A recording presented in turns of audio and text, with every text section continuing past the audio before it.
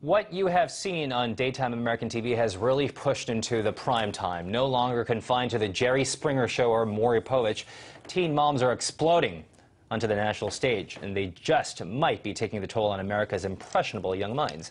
Liz Goodman of the Daily Beast, a news and opinion website, joins us from New York now. It really is getting to a point where we are seeing more and more of teenage moms on TV. Are we not? Yeah, this season in particular, there have been just a slew of shows that have featured teenage moms. The one I wrote about in my article on the Daily Beast kind of centered around MTV's show, which is called Teen Mom, and it's sort of billed more as a documentary type look at teen motherhood.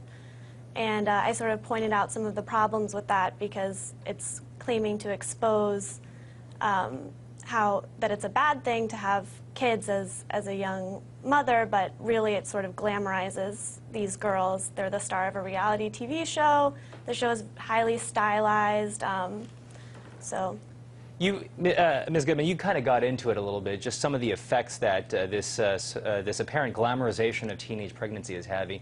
Go a little bit deeper into that now, though. I mean, what kind of things tangibly are we seeing that may have been caused by more teen mothers being seen on MTV, Lifetime, and some of the major networks here? What are we seeing tangibly that may be attributed to that? Yeah, well, the main study that just came out that kind of shocked a lot of people was the Guttmacher Institute study that said that the teen pregnancy rate had increased by 3% after declining for 15%. I mean, for 15 years. So it was a big reversal. Reducing the teen pregnancy rate had been a big kind of triumph of the past 15 years, and then just this year it's been reversed. And we've seen so many portrayals of teen moms, not just in fictional TV shows like Glee, Secret Life of the American Teenager, shows like that, but Bristol Palin, who's now going to have a spot on The Secret Life of the American Teenager, a guest spot, is probably America's most famous pregnant teenager. She really riveted the nation, I think, in 2008 when she came out as pregnant, and then we've watched all the baby mama drama unfold since then. And she's now said that she supports abstinence until marriage, which obviously sends a very mixed message to all the teens who are watching her and looking up to her. Okay, Ms. Goodwin. There's a distinction that we have to make here.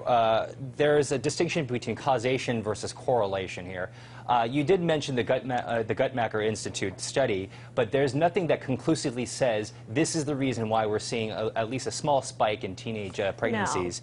No. What are some of the critics the critics who may say that we're not seeing a direct correlation, a direct causation between pregnant teens on TV and teenage pregnancies in real life? The critics of that argument, what are they saying may be the reasons why you're seeing more pregnant teenage moms out there in the United States?